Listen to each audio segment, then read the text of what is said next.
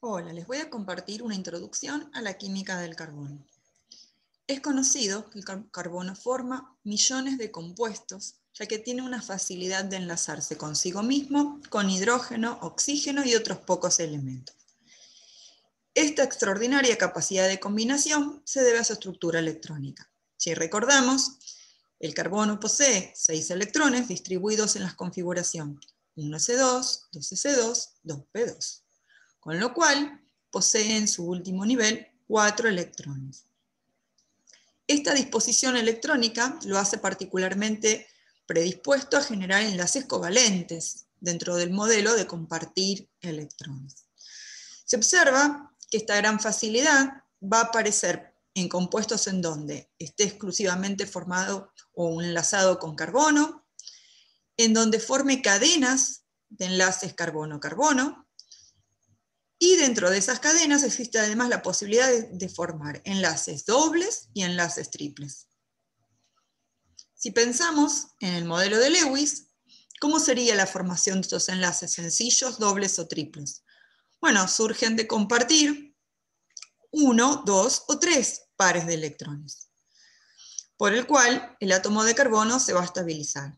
Observemos que en cada uno de los casos, además el carbono, para completar 8 electrones alrededor de su último nivel, como indica Lewis en su predicción de la estabilidad, generaría enlaces con diferente número de hidrógenos, ¿sí? Así tenemos, en el caso del enlace sencillo, el requerimiento de 3 hidrógenos más por cada carbono. En el caso del enlace doble, el requerimiento de 2 hidrógenos más. Y en el caso del enlace triple, solo un hidrógeno más. Pensemos estos en compuestos sencillos de 2 carbonos. Sin embargo, esta red o estas cadenas se pueden extender hasta miles de ellos, ¿sí? Hay otro modelo para pensar cómo se enlaza el carbono consigo mismo, que consiste en identificar qué orbitales se están enlazando y poder predecir además su geometría o estabilidad de ese enlace. El modelo nos habla de enlaces entre orbitales. Para eso vamos a pensar cómo pueden enlazarse los orbitales.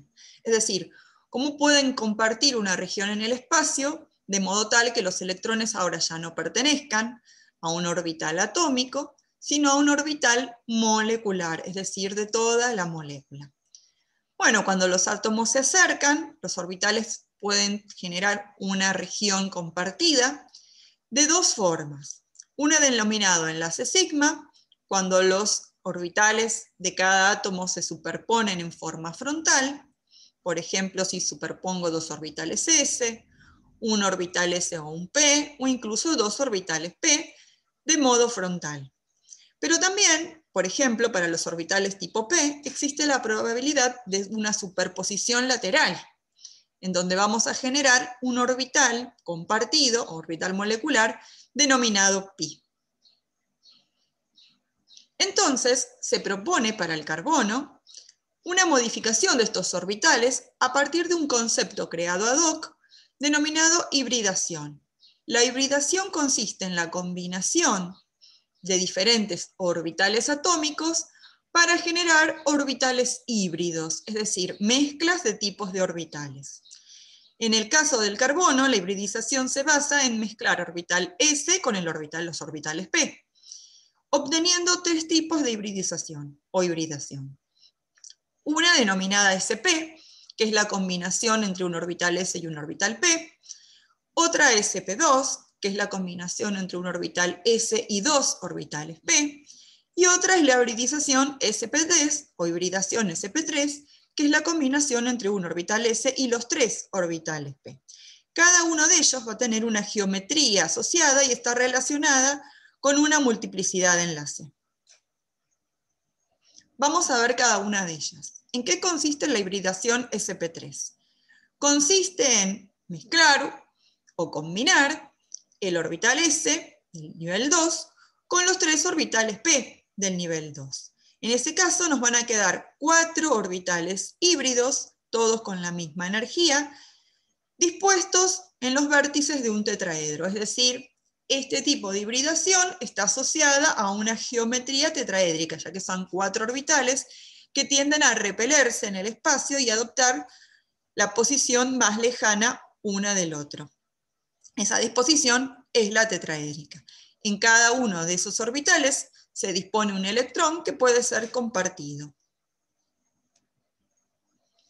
Otra es la hibridación sp2, que consiste en combinar el orbital 2s del carbono con 2 orbitales p del carbono, generando 3 orbitales híbridos sp2 que se van a disponer en el espacio lo más lejos posible, adoptando una geometría triangular, es decir, un ángulo entre ellos de 120 grados.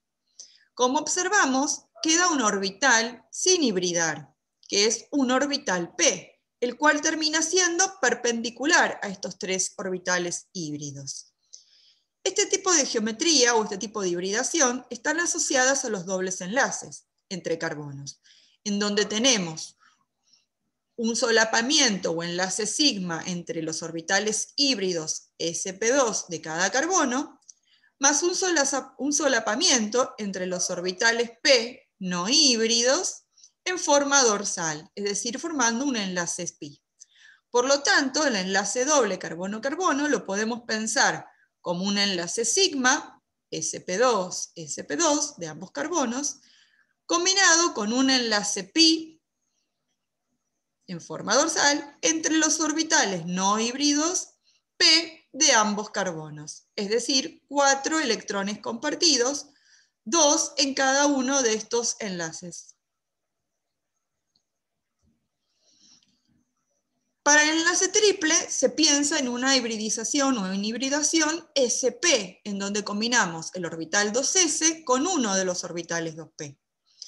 Como observan, acomodando los electrones, vamos a tener 2 orbitales híbridos sp que tratan de alejarse lo más lejos posible en el espacio, adoptando una geometría lineal, es decir, un ángulo de 180 entre ellos, y 2 orbitales no híbridos p perpendiculares a esos orbitales sp. Por lo tanto, un enlace triple entre carbonos lo podemos pensar como un solapamiento sigma frontal entre los orbitales híbridos sp de ambos carbonos, más 2 orbitales o 2 solapamientos dorsales, es decir, 2 orbitales pi, 2 orbitales moleculares pi, generados uno por cada uno de los solapamientos de los diferentes p no híbridos. Por ejemplo, el pi y el pz. Es decir, 6 electrones, 3 pares de electrones compartidos. 2 en los orbitales sp, en el solapamiento sp, 2 en los pi y 2 en los pz. Repasando, vamos a ver cada uno de los tipos de hibridación y qué enlaces estamos asociados. Entonces, un carbono que tiene hibridación sp3 va a tener 4 orbitales sp3 iguales que van a formar 4 enlaces simples de tipo sigma, es decir, frontales, en una geometría tetraédrica. Cuando el carbono esté asociado a una hibridación sp2, es decir, a un enlace doble carbono-carbono, o carbono con otro átomo, vamos a tener 3 orbitales sp2, todos iguales, que van a formar enlaces sigmas, más un orbital p, sin hibridar, que va a formar el enlace pi, es decir, la conjugación lateral o dorsal. En cambio, si observamos un enlace en un carbono con multiplicidad 3, podemos asociarlo a una hibridación sp, en donde se generan 2 orbitales iguales, que van a formar enlaces sigma, y 2 orbitales p sin hibridar que van a formar enlaces pi.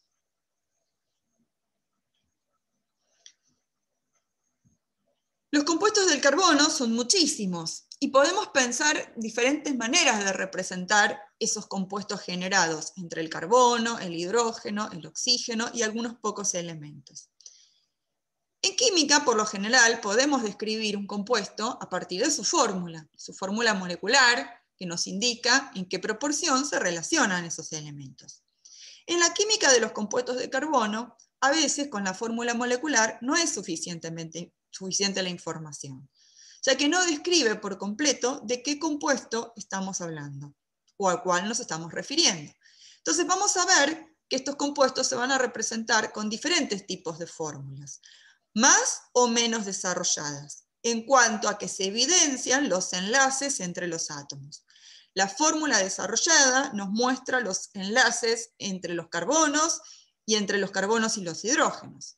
Pero hay versiones más condensadas o menos desarrolladas, en donde a veces solamente se explicitan los enlaces entre carbonos o se distribuyen los hidrógenos sin indicar explícitamente que están unidos al carbono. Dentro de los compuestos del carbono podemos establecer diferentes clasificaciones. Una tiene que ver con si existe o no dentro de ese compuesto del carbono átomos diferentes al carbono o al hidrógeno, a veces denominados heteroátomos. En el caso de que solamente el compuesto del carbono esté formado por carbono e hidrógeno, vamos a hablar de hidrocarburos. Como su nombre me indica, los hidrocarburos están formados exclusivamente por carbono y por hidrógeno. Uno tiende a pensar que van a ser pocos compuestos, pero en realidad la familia es enorme. Dentro de esos hidrocarburos incluso tenemos diferentes clasificaciones. Por ejemplo, si los enlaces son simples, si hay enlaces dobles o triples, o incluso si existe la posibilidad de generar ciclos de carbonos, vamos a tener la clasificación entre de cadena abierta o de cadena cerrada. E incluso para los de cadena abierta vamos a ver cuáles serán saturados, es decir, aquellos que tienen enlazado el máximo número de hidrógeno por carbono posible, o aquellos que poseen insaturaciones, es decir, que contienen menos hidrógeno que su correspondiente hidrocarburo saturado. En este caso tenemos a los alquenos y alquinos, por ejemplo, que son los que contienen dobles y enlaces simples, mientras los que son los saturados hablamos de alcanos. En el caso de los de cadena cerrada podemos tener ciclos e incluso compuestos derivados del benceno llamados aromáticos. Vamos a ver cada uno de ellos de forma individual. Van a ser alcanos aquellos hidrocarburos que tienen exclusivamente enlaces sencillos carbono-carbono. Son muchísimos porque podemos armar cadenas muy largas de carbono e incluso cadenas con ramificaciones. Vamos a ver diferentes propiedades de estos alcanos, vamos a determinar cómo escribir su forma de forma sencilla y además vamos a introducirnos en la nomenclatura de estos compuestos. Por ejemplo, para nombrar o identificar a los alcanos vamos a ver que en su nombre siempre se encuentra el sufijo ano, es decir, la terminación ano. Que su fórmula general me indica que es un alcano y que consiste en tener el doble de hidrógenos que de carbono más 2, considerando que los carbonos terminales siempre van a necesitar un hidrógeno más. Muy bien, y además vamos a poder analizar, basados en las fuerzas intermoleculares que pueden establecerse entre sus moléculas, algunas propiedades físicas, como por ejemplo los puntos de fusión y ebullición relativos y su solubilidad en diferentes tipos de solventes. Algo que tiene que ver con el hecho de que su fórmula molecular no sea una información suficiente, se asocia a las diferentes conectividades que pueden establecerse cuando yo tengo un número determinado de carbonos.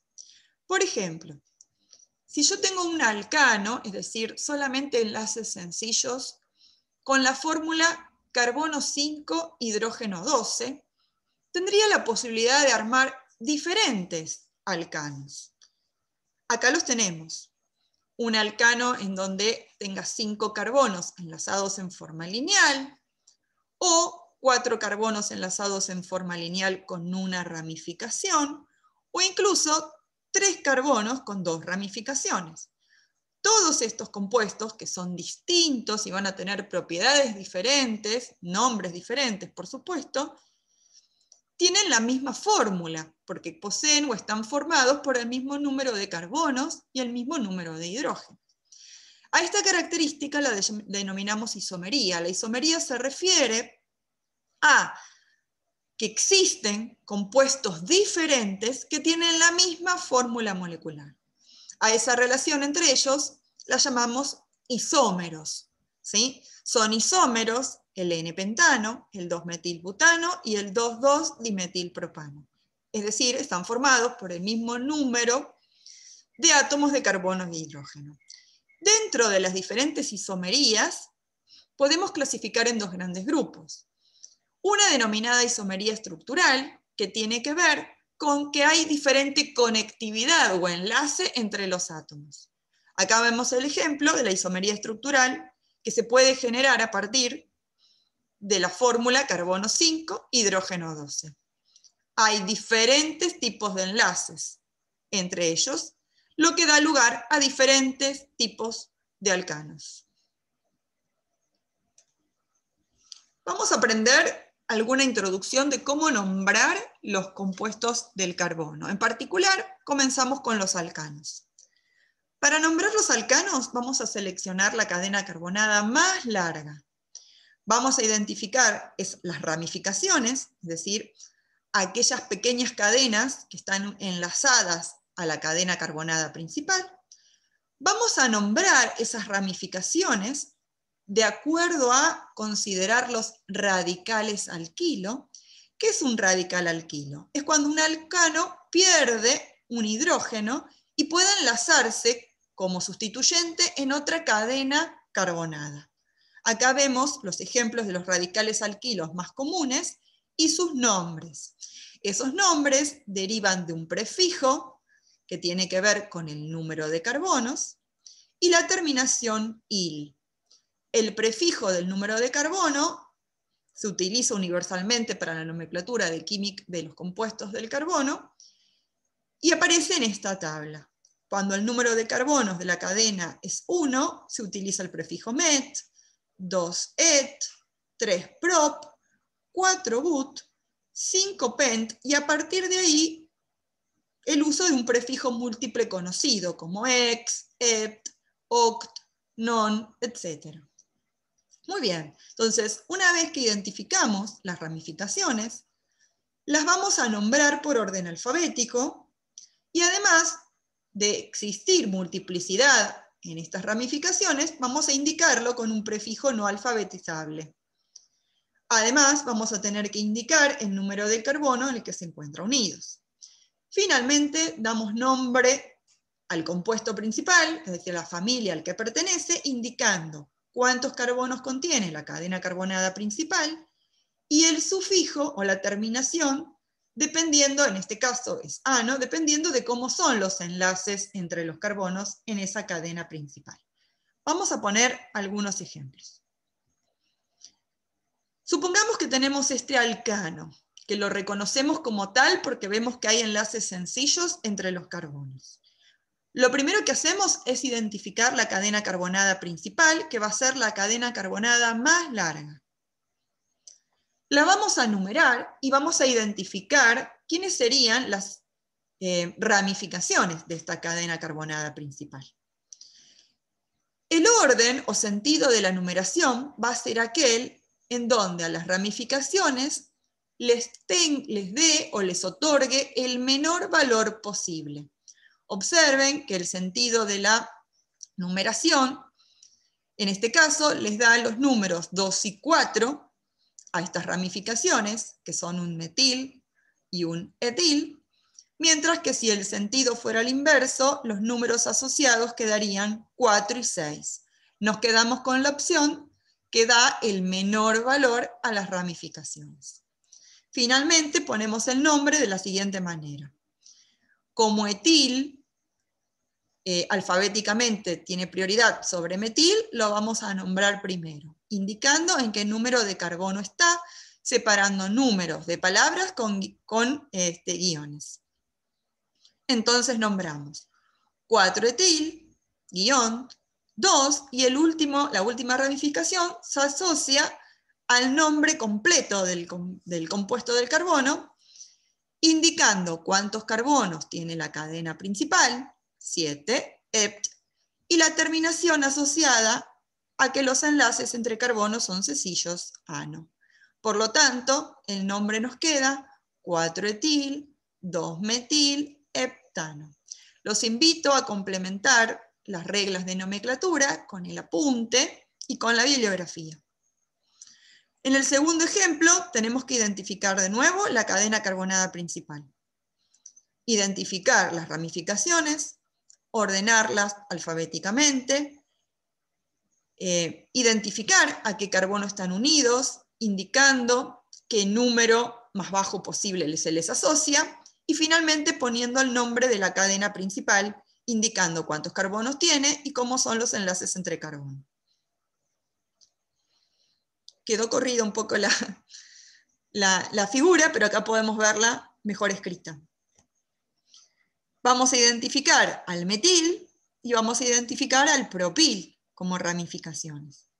Y vamos a enumerar la cadena de carbonos de manera tal que le quede el menor valor posible. 3-metil, 5-propil, y la cadena de carbonos principal es un octano. ¿Cómo hacemos si tenemos que escribir la fórmula? En el caso de escribir la fórmula, lo que hacemos es identificar en el nombre cómo sería la cadena de carbonos principal, cuál es su ramificación, por ejemplo, es un pentano, son 5 carbonos, todos con enlaces simples, y además en el carbono 2, que lo elijo yo porque lo estoy dibujando, voy a colocar un metil, es decir, una ramificación de un solo carbono. Finalmente tengo que pensar cuántos hidrógenos deben unirse a cada carbono para que quede rodeado con 4 pares de electrones y por lo tanto estable.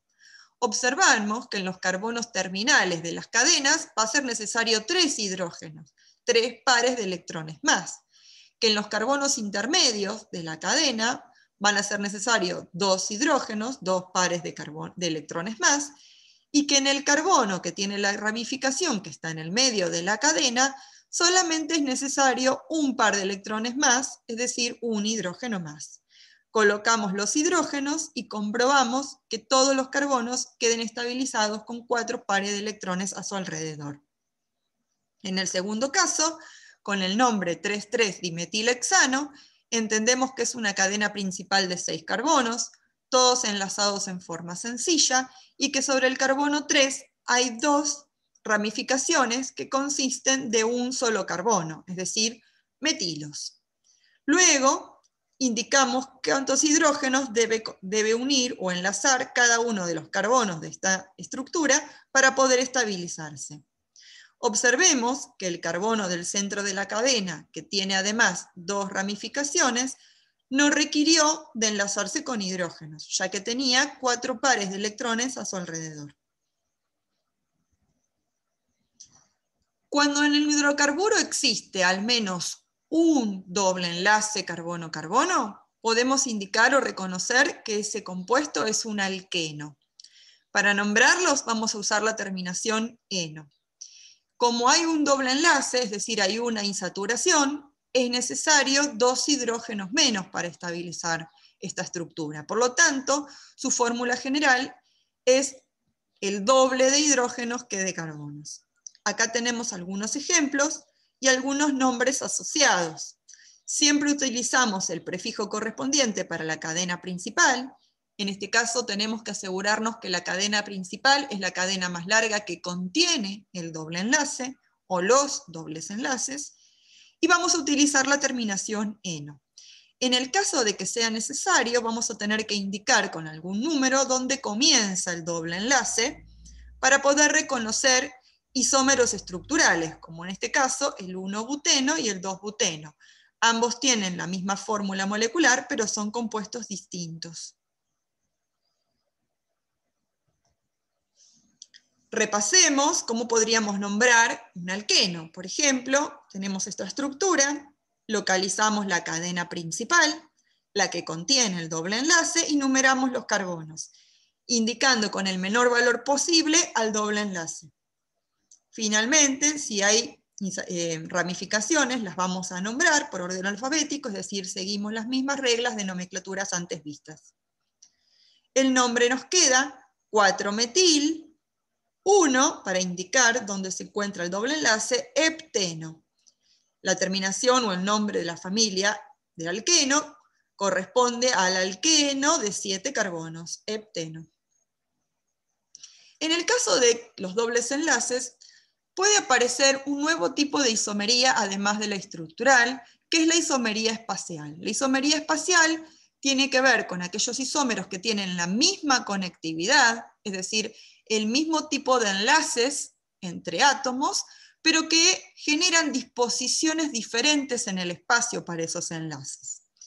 En el caso de los alquenos, existe la posibilidad de que si el doble enlace está unido a grupos iguales, esos grupos iguales, y ante la imposibilidad de la libre rotación sobre el enlace doble, queden distribuidos o queden dispuestos en el espacio de maneras diferentes.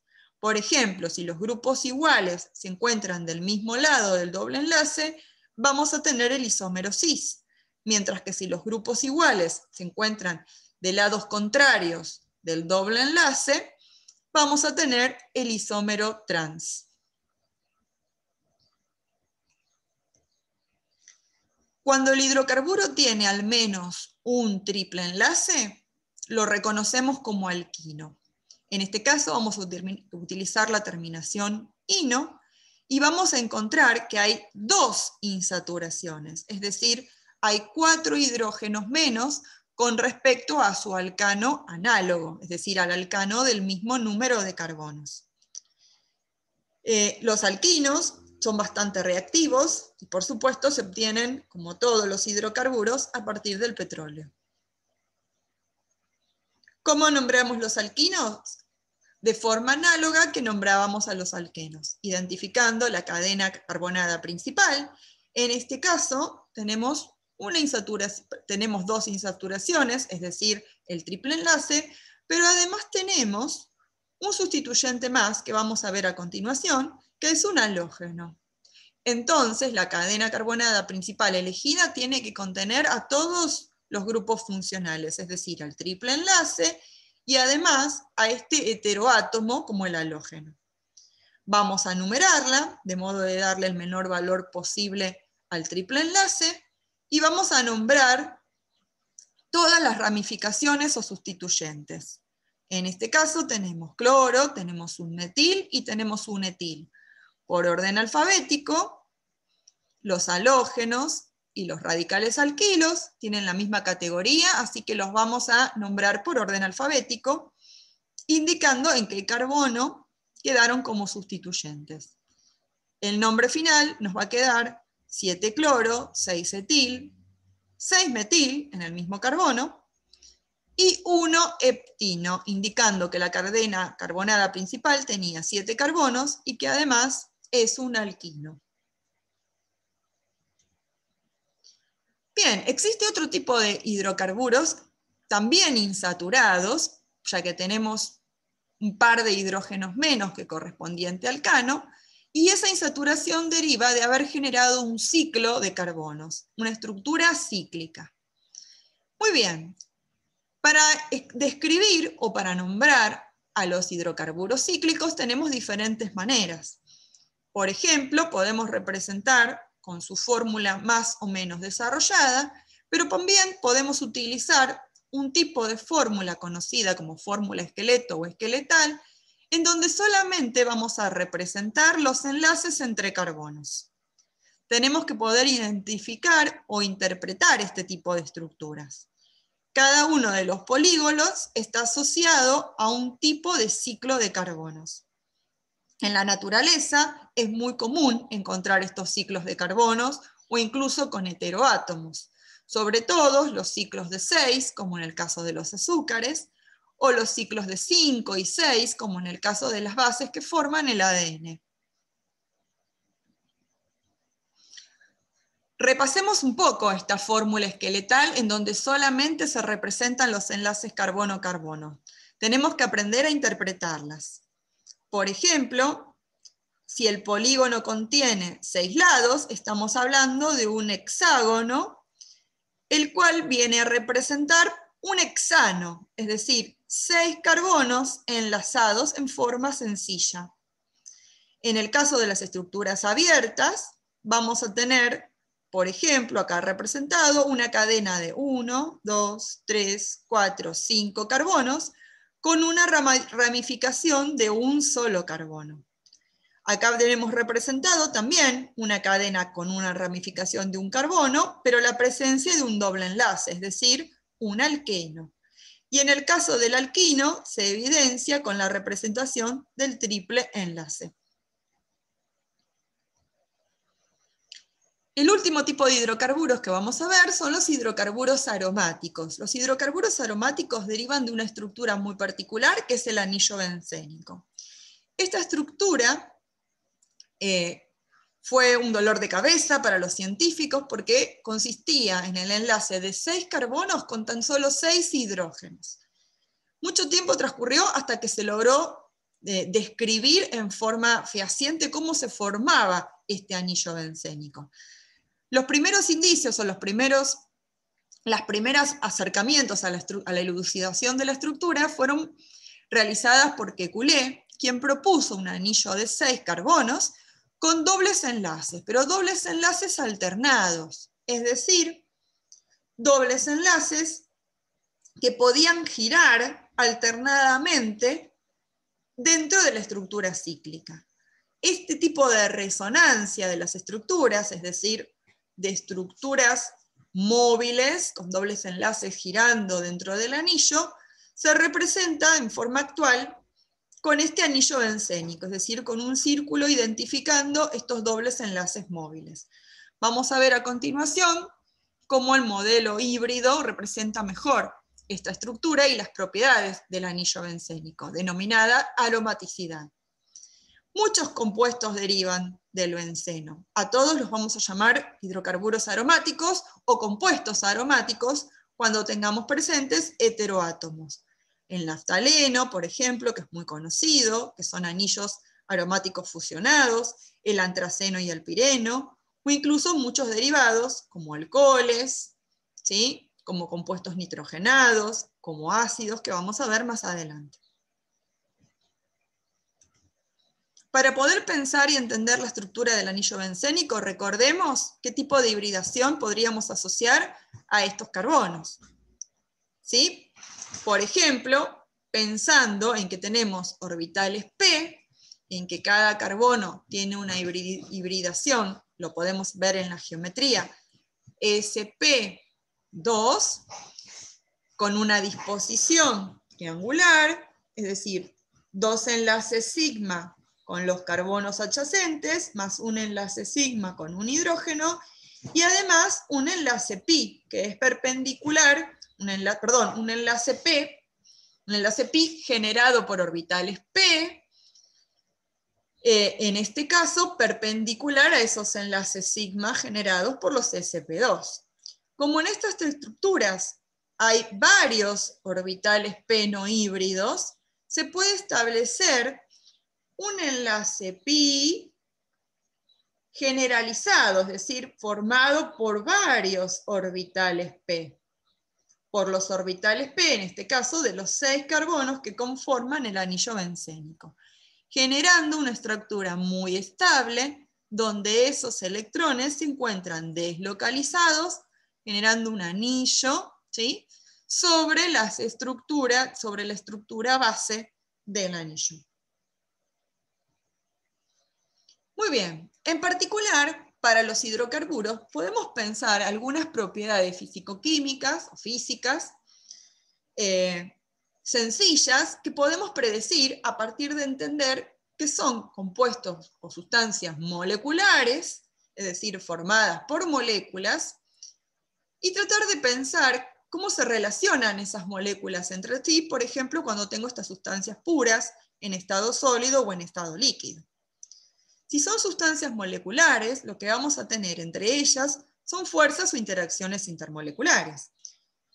Si ustedes recuerdan, estas podían ser interacciones o dispersiones de London, derivadas de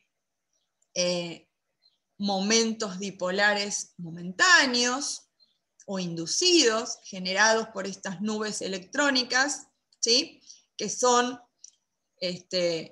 las moléculas, o la parte más externa de las moléculas, interacciones dipolo-dipolo, que estaban presentes en moléculas polares, es decir, aquellas que tenían momentos dipolares permanentes, o también ese tipo particular de interacción denominada puente de hidrógeno, que es un tipo particular de interacción dipolo-dipolo, que se genera entre aquellas moléculas que tienen hidrógeno enlazado a un elemento muy electronegativo como flúor, oxígeno o nitrógeno. En el caso de los hidrocarburos, el análisis es muy sencillo porque la electronegatividad del hidrógeno y del carbono es muy similar y prácticamente se considera que estos enlaces son no polares. Por lo tanto, los hidrocarburos en general los podemos considerar que están formados por moléculas no polares. Al ser moléculas no polares, podemos asociar sus fuerzas intermoleculares exclusivamente a interacciones de London, es decir, aquellas asociadas a los momentos dipolares inducidos. Si ustedes recuerdan, la intensidad de la interacción de London dependía del grado de polarizabilidad de esa nube electrónica, que está asociado al tamaño molecular e incluso a la forma molecular. Es decir, a mayor tamaño de nube electrónica, más polarizable y más intensas son las interacciones de London. Eso lo podemos ver notablemente, por ejemplo, en los datos de esta tabla de los puntos de ebullición y puntos de fusión de los diferentes hidrocarburos, por ejemplo, de cadena lineal. Vamos viendo que a medida que el tamaño de la cadena y por lo tanto de la molécula se hace cada vez mayor, bueno, el punto de ebullición y de fusión se hace cada vez mayor. Eso está relacionado directamente a la intensidad de las fuerzas de London. A mayor tamaño, mayor intensidad. Y por lo tanto, necesito mayor energía, ¿sí? En este caso energía calórica, que las moléculas deben adquirir para vencer esas interacciones. Y por ejemplo, fundirse o transformarse en vapor o en su estado gaseoso. Muy bien. Algo interesante para analizar un poco más finamente es qué pasa con los isómeros estructurales de los hidrocarburos, por ejemplo de los alcanos. Observamos que el pentano tiene 36 grados de punto de ebullición, pero sus isómeros, que tienen el mismo tamaño de nube electrónica, porque están formados por el mismo número de electrones, tienen puntos de ebullición menores. La justificación teórica o el modelo lo que indica es que a medida que el isómero es más ramificado, el contacto o la posibilidad de establecer interacciones de London es menor y por lo tanto va a tener un menor punto de ebullición. Lo podemos ver con estos tres isómeros. A partir de acá vamos a ver diferentes compuestos del carbono en donde van a aparecer heteroátomos, es decir, átomos diferentes a carbono e hidrógeno. Vamos a comenzar con el oxígeno. Los compuestos orgánicos oxigenados son muchísimos, son muy variados. Nosotros vamos a ver algunos en forma muy introductoria. Por ejemplo, los alcoholes. Los alcoholes poseen un grupo funcional, es decir, un grupo que los caracteriza, denominado hidroxilo, oxidrilo o grupo alcohol, en el caso de los compuestos del carbono, que es un oxígeno enlazado en forma covalente con un hidrógeno, que además, por supuesto, para estabilizarse va a establecer un enlace con un carbono. Un carbono que puede pertenecer a una gran variedad de cadenas. Por lo tanto, vamos a tener gran variedad de alcoholes, ¿sí? Como alcoholes de un solo carbono o alcoholes de un número enorme de carbonos. Estos alcoholes, algunos muy conocidos, como el metanol, el alcohol de un carbono, el etanol, el alcohol de dos carbonos, ¿sí? son sumamente conocidos. Por ejemplo, el alcohol de quemar o el alcohol de madera es el metanol, y el etanol, que es el que está presente en las bebidas alcohólicas o es el de uso común en farmacia, que es el derivado, ¿sí?, de, por ejemplo, la fermentación de los azúcares por parte de algunos microorganismos. Estos alcoholes, que ahora vamos a ver algunos ejemplos de cómo se nombran, igual los invito a ver el apunte, pueden clasificarse de acuerdo a cómo es el carbono que contiene el grupo funcional. Si ese carbono está enlazado a un solo carbono, lo llamamos carbono primario, y en ese caso vamos a tener un alcohol primario. En el caso de que el carbono esté enlazado a dos carbonos, se trata de un carbono secundario, y ese alcohol será un alcohol secundario. Pasa lo mismo, o es análogo, si el carbono está enlazado a tres carbonos, será un carbono terciario, y el alcohol asociado será el alcohol terciario. Vamos a pensar qué tipos de interacciones podemos establecer entre las moléculas de alcohol. Bueno, al tener este grupo funcional que le da las características, su reactividad química y sus propiedades, podemos entender que es un átomo de oxígeno, es muy electronegativo, que está enlazado con el hidrógeno.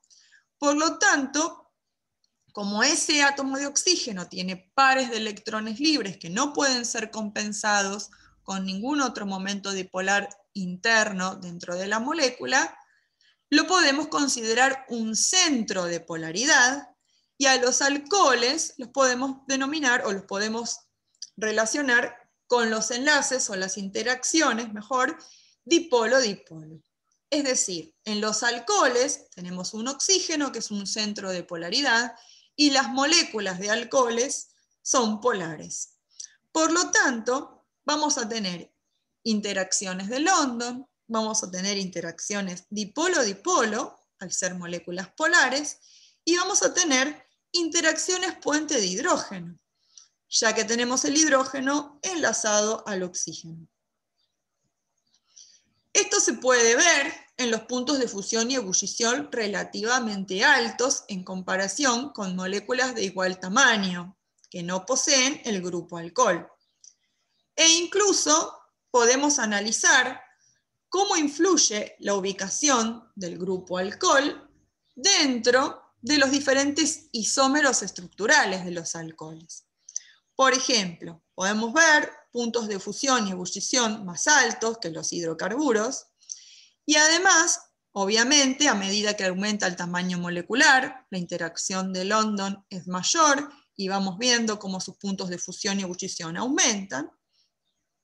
Pero podemos hacer un análisis un poco más fino, analizando, por ejemplo, isómeros estructurales de alcohol, ¿no?, como es el caso del 2-propanol y el 1-propanol, por ejemplo, que contiene 3 carbonos y el grupo alcohol ubicado en diferentes posiciones. En este caso, podríamos analizar, y se observó, que los alcoholes primarios suelen tener puntos de ebullición levemente mayores que los alcoholes secundarios del mismo número de carbonos, es decir, entre los isómeros. Esto se explicaría con la facilidad o la eficacia de generar interacciones puente de hidrógeno mayor para los alcoholes menos ramificados que para los más ramificados. Otros compuestos oxigenados son los éteres. En este caso, el alcohol tiene sus dos enlaces simples con carbonos, generando múltiples éteres, es decir, ambas cadenas que están enlazadas al oxígeno pueden ser variadas.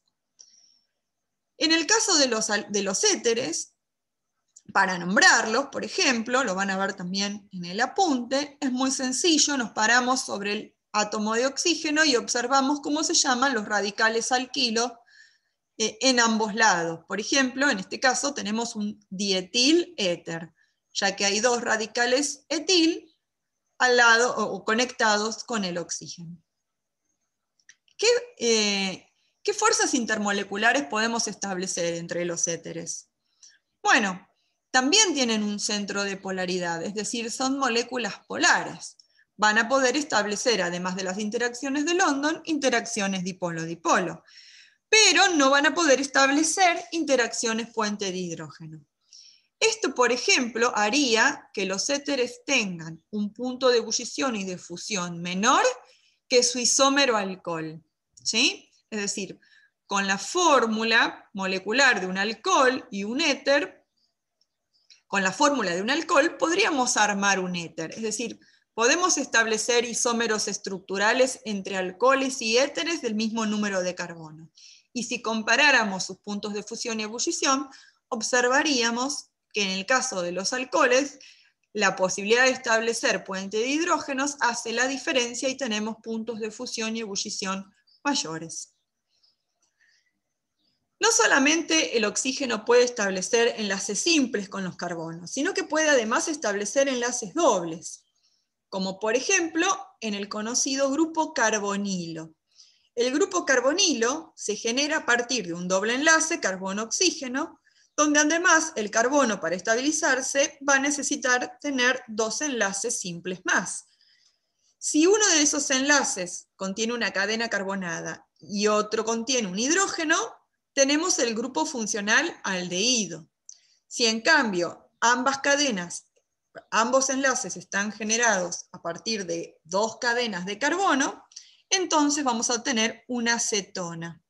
Acá vemos ejemplo, el etanal, que es el aldehído de dos carbonos, y la dimetilcetona, es decir, si nos paramos en el carbonilo, vemos que está enlazado a dos metilos, o también llamada propanona, la cetona de 3 carbonos. ¿Qué propiedades o características tienen los aldehídos y cetonas? También tienen un centro de polaridad. El grupo carbonilo tiene una polaridad elevada, hay una diferencia de electronegatividad importante entre el oxígeno y el carbono, y genera un momento dipolar que no es compensado en la molécula, si es el único grupo funcional presente. Por lo tanto, las moléculas de aldehídos y cetonas son polares, pero no pueden establecer puentes de hidrógeno. Como observan, tenemos hidrógeno, pero el hidrógeno no está enlazado directamente al oxígeno.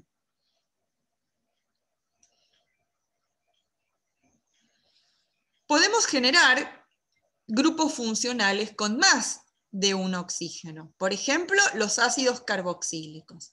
Los ácidos carboxílicos son los ácidos del carbono, es decir, podemos tener un montón de compuestos con propiedades ácidas cuando obtenemos el grupo funcional carboxilato o carboxílico y una variada cadena de carbono. Hay muchos ácidos carboxílicos muy conocidos, muchos de esos presentes en la naturaleza, como por ejemplo el ácido carboxílico de 2 carbono o ácido etanoico, también conocido como ácido acético, el ácido presente en el acheto o vinagre. ¿Por qué son ácidos? El hidrógeno enlazado al oxígeno del grupo OH, oxígeno-hidrógeno, puede perderse generando un anión estable llamado carboxilato, así que tiene características de ácido, es decir, es una molécula que es capaz de en agua ceder protones o hidrones. Muy bien, ¿qué características tienen los ácidos carboxílicos? Obviamente tienen dos centros de polaridad, el grupo carbonilo y también el oxígeno pertenece siempre al grupo hidróxido o al grupo oxígeno-hidrógeno. Es decir, sus moléculas van a ser polares. Y además pueden establecer entre las moléculas interacciones puente de hidrógeno. Estas interacciones puente de hidrógeno son sumamente efectivas. Hay algunos compuestos derivados de estos ácidos carboxílicos, es decir, que se obtienen por reacción entre el ácido carboxílico y otra sustancia. Por ejemplo, los ésteres.